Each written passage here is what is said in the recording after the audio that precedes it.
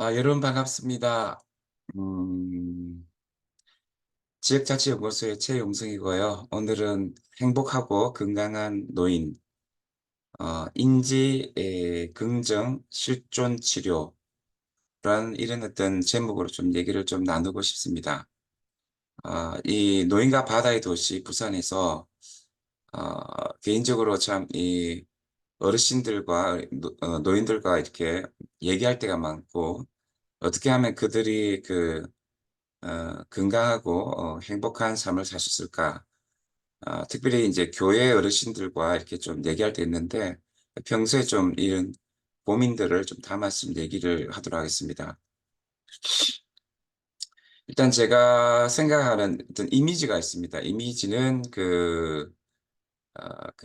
시편 1편에 나무 있잖아요. 그 뿌리가 깊고, 시냇가에 뿌리가 깊고, 그 다음에 이제 가지가 있고, 그리고 이제 열매가 풍성하고 나뭇잎도 풍성한 어떤 그런 행복한 삶을, 그리고 건강한 나무의 삶을 어떻게 노인들이 살 수 있을까를 제가 굉장히 이제 고민을 이제 많이 하는데요. 일단 제가 볼 때는 그런 것 같습니다. 먼저 그 시편 1편에 나타난 것처럼 우리가 말씀 안에 가야 된다. 말씀 안에 가야 되고, 그다음에 기도와 함께 교회 공동체 안에 있어야 된다. 삶의 여러 어떤 상황 가운데서 언제나 말씀과 기도와 교회 공동체 안에 있어야 된다. 이런 걸 좀 말씀드리고 싶어요. 그러면서도 이게 말씀과 기도 가운데 교회 공동체 안에 서 신앙 삶이 약간 피상적이어서는 안 되고, 뭔가 성숙한 어떤 거룩의 삶이 있어야 된다. 이런 얘기를 좀 하고 싶어요.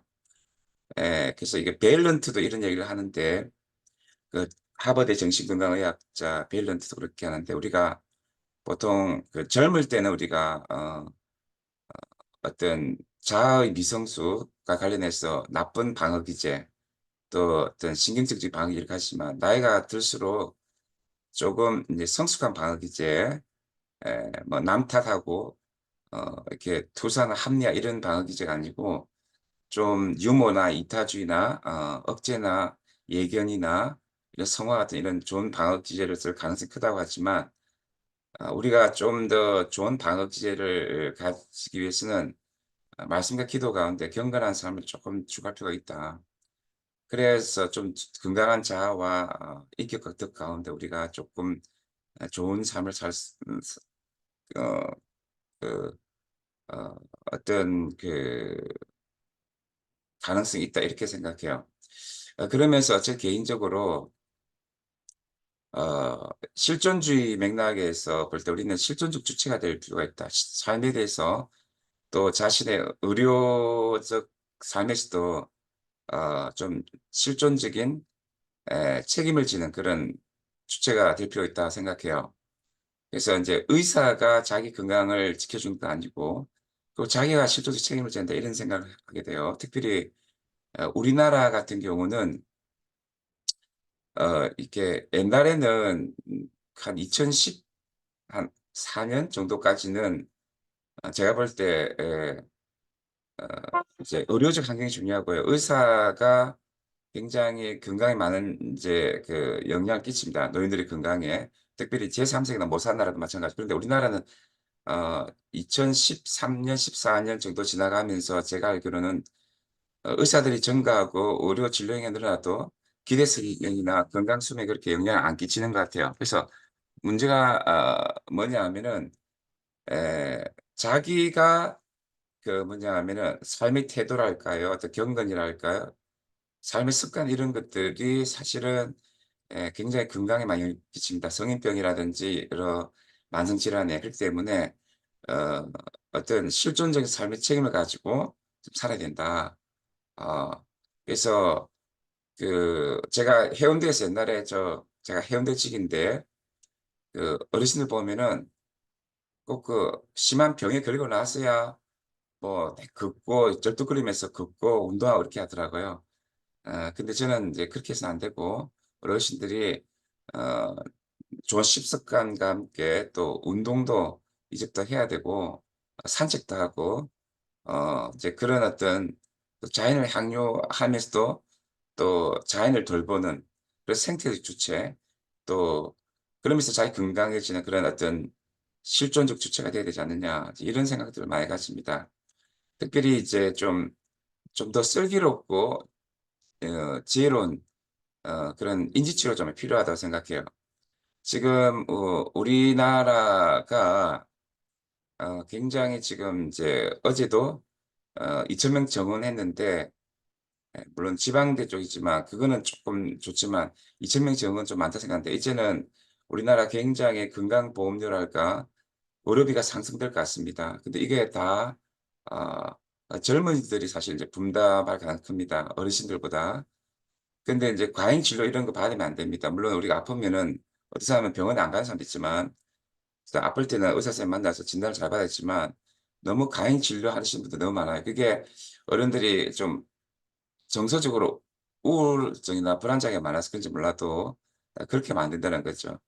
이 과잉 진료하면 우리나라 의료 체계가 붕괴됩니다. 뭐 이런 거 생각하시고, 또 이 뭐냐면 또 서울 같은 데 너무 많이 가시고, 그래서 지역 자치연구소의 입장에서는 좀 가능한 경정 이런 것들은 음 이 지역에서 지역을 아끼면서 또 치료를 많이 받으시고, 또 뭐냐면은 평소에 우리나라 지금 어르신들이 우울증이 많아요. 그래서 그러니까 조금 어 약간 부정적인 생각이라는 나쁜 이제 사고 습관이 있다는 거죠. 그래서 좀 더 우리가 하는 말씀 앞에서 경건한 생각을 가지면서 좋은 생각들을 가질 필요가 있다. 좀 슬기로운 노인이 돼야 된다, 지혜로운 노인이. 예, 그런 생각들을 많이 가집니다. 그리고 이제 긍정 심리 치료 쪽에서 봤을 때는 좀 이런 생각을 가져요. 지금 우리 어르신들이 나름대로 의미 있는 관계와 또 이 일에 대해서 좀 신경을 써야 된다고 생각해요. 그러니까 인제 우리가 고령화 사회라면은 관계로부터 철수하고 사랑부터 철수하고 일로부터 철수하는 게 아니고, 오히려 이제 고령화 사회에서는 에릭슨 같은 사람이 얘기한 것처럼 우리가 중년기의 어떤 의미 있는 관계와 다음 세대를 향한 보살핌과 또 생산적인 어떤 일 이런 것들이 여전히 필요한 거거든요. 그래서 인제 좀 뭐냐 하면은 자식과의 관계가 여의치 않으면 대한 공동체로서의 어떤 교회나 또 지역사회에서 의미 있는 관계를 가지면 봉사도 하시고, 또 필요하다면 일자리를 가시고, 꼭 어 이 뭐 또 일자리 필요 없는 분이라도 또 의미 있는 일들 통해서 지역사회의 어떤 정치나 또 여러 가지 영역에서 봉사를 하시는 게 또 '대한가족 공동체에서 사실은 참 중요하지 않을까.' 이런 생각을 하게 돼요, 개인적으로. 그러면서 인제 쪼금 중요한 게 뭐냐면은 에 좀 의미 있는 삶을 우리가 인제 통해서 마무리해야 되는데, 금방 한 얘기도 많지만 근데 뭔가 조금 그런 의미 있는 관계나 또 어떤 약간 또 지역사회 섬김 일을 통해서 누가 뭔가 다른 사람 베풀 때요, 그게 의미 있는 삶이 좀 증가합니다. 그런 게 좀 있어야 되고요. 그래야지 삶을 좀 지혜롭게 통합할 수 있고 자기 삶의 의미 보람 느끼니까. 그러면서 항상 좀 기쁘게 살아야 된다고 생각해요. 그래서 물론 신앙 안에서 항상 기뻐하라, 씨발 기도하라, 범사에 감사를 하지만 항상 어 프레드릭 제임스님 말하는 것처럼 항상 이 세계에 대한 경탄감, 경이감, 고향감, 사랑, 공감, 감사, 어 감사 치유라 죠. 감사, 그리고 용서하고 늘 희망과 낙관성 가운데서 좀 긍정 지수를 많이 가질 필요가 있다.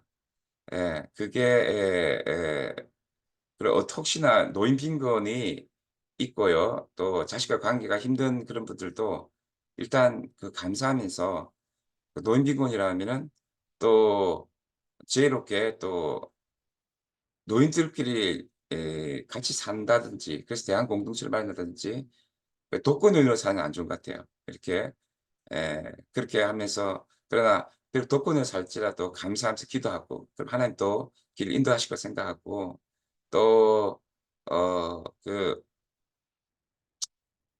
뭐냐 하면은 항상 감사하면서 나누면서 기쁨으로 삶을 경탄감과 경외와 기쁨으로 삶을 좀 향유할 수 있도록 노력하는 게 좀 중요하지 않을까. 이런 생각을 하게 됩니다.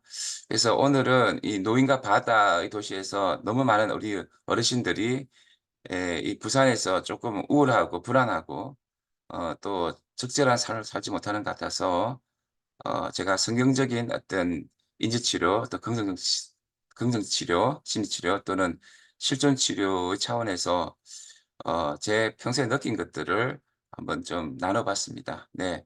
아무쪼록 이 지역의 어르신들이 정말 행복하고 건강한 삶 살기를 바라고요. 또 필요하면은 우리 지역자치연구소의 도움을 받으시기를 원하고 감사합니다. 지역자치연구소의 최영송이었습니다.